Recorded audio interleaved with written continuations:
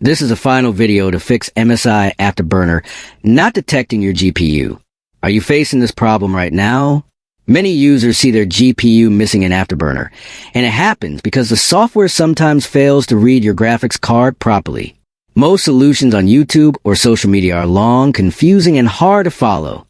But today, I will show you a secret easy trick that works instantly to make MSI Afterburner detect your GPU correctly.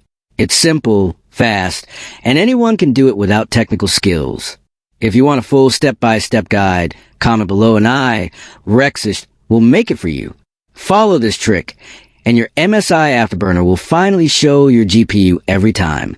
Don't struggle with complicated fixes when this easy solution works perfectly. Try it today and see the difference immediately.